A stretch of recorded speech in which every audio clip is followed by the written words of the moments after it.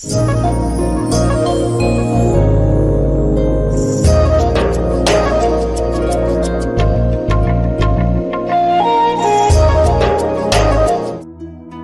प्रकृति में अनेक प्रकार की योनियां पाई जाती हैं, जिनमें से मनुष्य जीवन सर्वश्रेष्ठ माना जाता है, जिसके लिए कहा जाता है बड़े भाग्य से मनुष्य जीवन मिलता है, क्योंकि शास्त्रों के अनुसार 84 लाख योनियों में भ्रमण करने के बाद ही ये मनुष्य जन्म मिलता है। ऐसे कहा जाता है कि मनुष्य को अपने बुरे कर्मों को भोगने के लिए 84 लाख योनियों का चक्र पूरा करना पड़ता है और फिर मनुष्य योनि प्राप्त कर अच्छे कर्म करने से मोक्ष की प्राप्ति होती है। परंतु क्या वास्तव में मोक्ष प्राप्त होता है? क्या अपने किए बुरे कर्मों का परिणाम भुगतने के लिए मनुष्य को अन्य योनियों में जाना आवश्यक है? आज इन सभी बातों की सत्यता का स्पष्टीकरण कुछ तथ्यों के आधार पर बताते हैं। जैसा बीज बोया जाता है वैसा ही वृक्ष बनता है। आम का बीज बोने से आम का ही वृक्ष बनता है। आम के बीज से केला नहीं पैदा हो सकता है। एक ही बीज को बार बार बोने से उसकी शक्ति कम हो सकती है, परंतु बीज की जाति नहीं बदल सकती है। जैसे गेहूं से चावल नहीं बन सकता है, तो वैसे ही आत्मा भी एक बीज है, जिसे मुस्लिम धर्म में रूह और क्रिश्चियंस में स्पिरिट कहा जाता है। साइंस जिसे एनर्जी मानती है, जिसके लिए साइंस का सिद्धांत है कि energy is neither created nor destroy, अर्थात आत्मा शाश्वत है, वह ना तो रची जाती है और ना ही उसका विनाश होता है। बौद्धिक प्राणी होने के कारण हम मनुष्यों का हिसाब किताब मनुष्यों के साथ हो रहा है, तो अगला जन्म भी मनुष्यों के साथ ही होना चाहिए। अगर 84 लाख योनियों में भ्रमण करना अनिवार्य होता तो मनुष्य की संख्या बहुत कम होनी चाहिए थी, परंतु जनसंख्या तो लगातार बढ़ती ही जा रही है। दूसरी ओर ऐसी बहुत सी योनियां हैं जो लोप होती जा रही हैं। जब प्रजातियां ही लोप हो रही है, तो फिर 84 लाख योनियों का चक्र कैसे पूरा कह सकते हैं? मनुष्य को अगर अपने पाप कर्मों का दंड भोगने के लिए अन्य योनि में जाना पड़ता है, तो फिर मनुष्य आज दुखी क्यों है? सभी मनुष्य सुखी होना चाहिए, परंतु आज देखा जाए तो मनुष्य गधे की तरह भार वहन कर रहा है। शेर की तरह खूंखार और कीड़े मकोड़े की तरह एक दूसरे के लिए दुखदायी बन गए हैं। अपने पापों का दंड मनुष्य योनि में ही अंधे, लंगड़े, कोढ़ी, सड़कों के किनारे रोटी के एक टुकड़े के लिए तरस कर सर्दियों में मर जाते हैं और अमीरों के कुत्ते कारों में घूमते हैं। उनकी देख रेख पर ध्यान दिया जाता है। आज कुत्तों को मिलता है दूध भात और बच्चे भूखों चिल्लाते हैं। आज दुनिया में सुख उनके लिए है जिनके पास धन है, वे इसी दुनिया में स्वर्ग समझते हैं। बाकी गरीबों के लिए ये दुनिया नरक ही नहीं, रौरव नरक के समान है। अमीर बहुव्यंजन खाते हैं और गरीबों को रोटी का एक टुकड़ा भी नसीब नहीं होता है। ऐसे गांव भी हैं जहां लोग मिट्टी की रोटी खाकर गुजारा करते हैं। गरीबी के लिए तो कवियों ने भी कहा है, ना ही दरिद्रसम पातक पुंजा, अर्थात जब बहुत पाप करते हैं तो गरीबी नसीब होती है।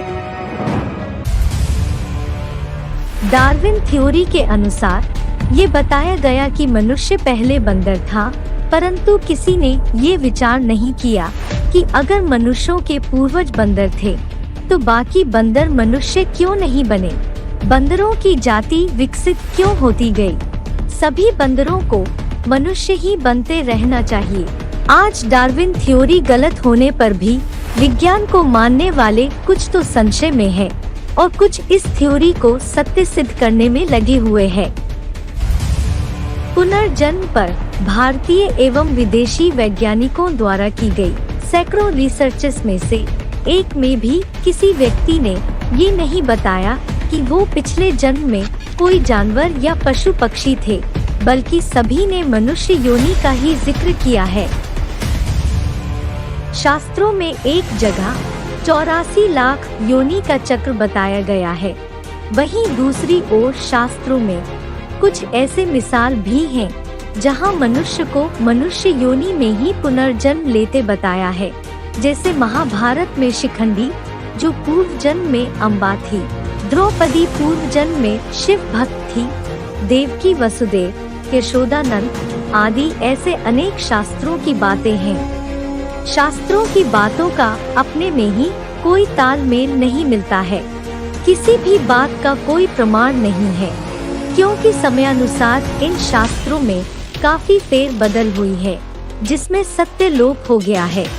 क्योंकि जिसने जैसे शास्त्रों को समझा उस अनुसार उसकी व्याख्या कर दी और भारतवासियों ने उन व्याख्याओं पर अंधविश्वास कर लिया। विचार करने योग्य बात है कि मनुष्य को अपने पूरे एक जन्म की ही स्मृति नहीं रहती है, फिर 84 लाख योनियों का हिसाब कोई कैसे दे सकता है।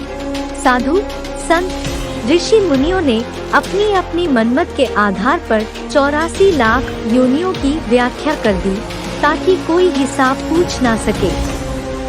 जबकि श्रीमद् भगवत गीता में एक भी ऐसा श्लोक नहीं है जिसमें 84 लाख योनियों का जिक्र आया हो, जबकि गीता को सर्व शास्त्र शिरोमणि कहा जाता है।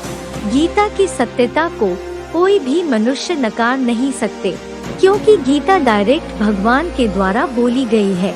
इन सभी तथ्यों से सिद्ध होता है कि मनुष्य आत्मा मनुष्य योनि में ही जन्म लेती है।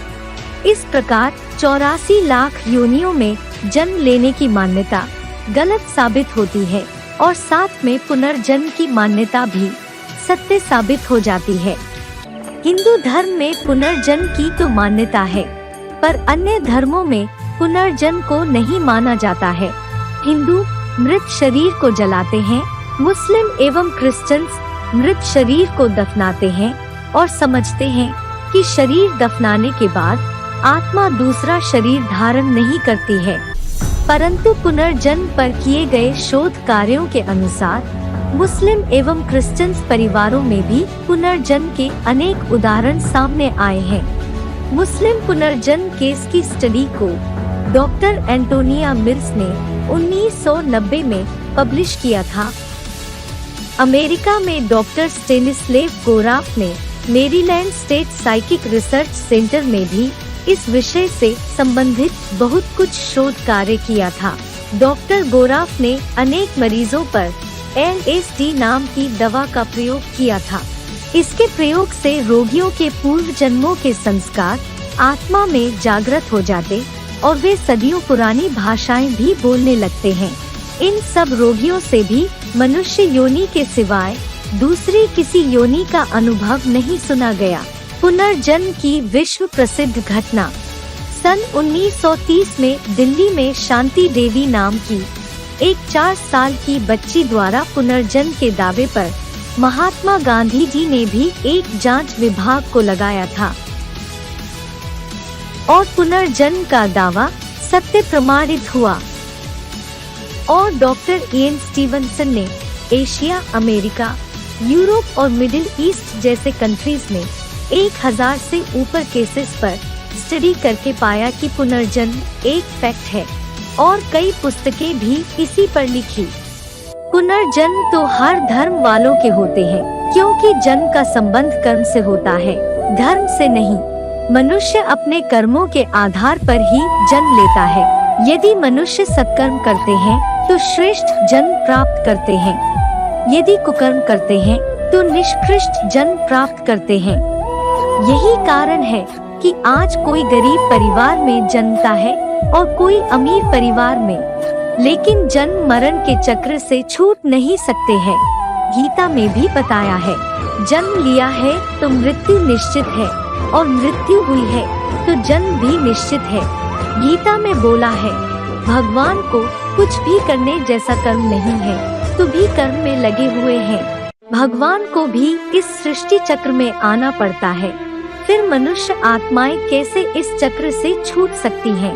इस सृष्टि चक्र का ज्ञान सिर्फ भगवान ही बताते हैं कि 84 लाख योनियां तो होती हैं, परंतु मनुष्य 84 लाख योनियों में जन्म नहीं लेता। सिर्फ मनुष्य आत्माएं 84 जन्म लेती हैं। उसी प्रकार भगवान भी जानवरों के रूप में अवतार नहीं लेते हैं, वो भी मनुष्य रूप धारण कर एक ही बार इस सृष्टि पर आते हैं। अभी बहुत थोड़ा समय रह गया है, क्योंकि 5000 वर्षों के सृष्टि चक्र में से 4985 वर्ष तो बीत चुके हैं, बाकी मात्र 15 वर्ष बाकी हैं। जो इस समय अपनी बुद्धि का प्रयोग कर भगवान को पहचान कर नर से नारायण और नारी से लक्ष्मी बनने का प्रयत्न करते हैं, वे ही मनन चिंतनशील मनुष्य बड़े भाग्यशाली होते हैं, जिनके लिए भगवान ने गीता में बोला है, मामो पैते तू कौनते पुनर्जन्म ना विद्यते, अर्थात मेरे पास पहुँचने के बाद फिर से इस दुखी दुनिया में जन्म नहीं होता है, सीधे सुखधाम में जाते हैं। उनके लिए ही कहा जाता है, बड़े भाग मानुष तन पावा।